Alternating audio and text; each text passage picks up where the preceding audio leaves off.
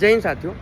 Recently Meenakshi Natarajan जो कि राज्यसभा के लिए कंटेस्ट कर रही थी, उनका नॉमिनेशन रिजेक्ट कर दिया गया। जब वो सुप्रीम कोर्ट अप्रोच किया तो सुप्रीम कोर्ट ने भी उनकी पिटीशन को डिसमिस कर दिया गया। तो ये समझते हैं कि ये क्रिमिनल एंटीसीडेंट्स के बारे में क्या लॉ कहता है, इसको पूरा समझते हैं। देखिए, जब भी कोई भी व्यक्ति राज्यसभा या फिर लोकसभा का चुनाव लड़ता है तो उसे अपने क्रिमिनल एंटीसीडेंट्स की जानकारी इलेक्शन एफिडेविट में देनी होती है।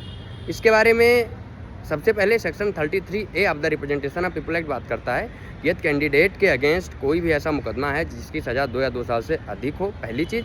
और दूसरी रिक्वायरमेंट ये कि उसमें चार्ज फ्रेम किया जा चुका हो। अगर ये 2 रिक्वायरमेंट पूरी है तो आपको उस मुकदमे की जानकारी इलेक्शन एफिडेविट में देनी है। ये तो RPA एक्ट बोलता है। 2018 में सुप्रीम कोर्ट ऑफ इंडिया की 5 जज बेंच ने एक डिसीजन दिया जिसमें ये बोला कि आप अगर कैंडिडेट के अगेंस्ट कोई भी क्रिमिनल केस पेंडिंग है तो आपको बताना ही होगा इलेक्शन एफिडेविट में, और उसमें स्टेज की बात नहीं की गई। अब आज ये तो लॉ कहता है। अब आ जाते हैं मीनाक्षी नटराजन के केस में। मीनाक्षी नटराजन के अगेंस्ट हैदराबाद में एक कंप्लेंट फाइल की गई है और उस कंप्लेंट की जानकारी इन्होंने एफिडेविट में नहीं दिया और उसी की वजह से इनका नॉमिनेशन रिजेक्ट कर दिया गया।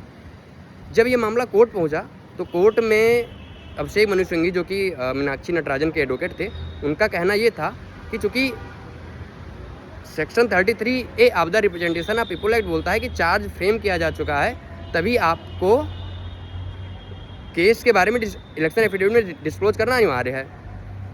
और अगर फॉर्म 26 और 33A में टकराव होता है तो फिर 33A जो कि एक्ट का प्रोविज़न है वही प्रिवेल करेगा।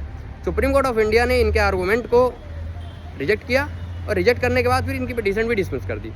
अब इस सब मामलों में और बोला कि आपके लिए जो अप्रोप्रिएट रेमेडी है वो इलेक्शन पिटीशन है। इलेक्शन पिटीशन का सिंपल सा मतलब ये होता है कि आप इलेक्शन जब भी ख़त्म हो जाएगा उसके बाद आप आइए।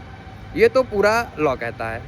इसमें प्रॉब्लम कहाँ आती है? प्रॉब्लम ये आती है कि जब भी किसी भी कैंडिडेट का जो कि उसकी कोई फॉल्ट नहीं होती, अपने फॉल्ट में नहीं होता है, और उसके नॉमिनेशन को रिजेक्ट कर दिया जाता है और फिर बाद में 8 या 10 साल बाद, 15 साल बाद फिर उसके इलेक्शन को अपहोल्ड किया जाता है कि नहीं, ये वैलिडली कैंडिडेट था और इसके साथ गड़बड़ हुआ, तो इस केस में जस्टिस उस कैंडिडेट को नहीं मिलता है। Thank you so much.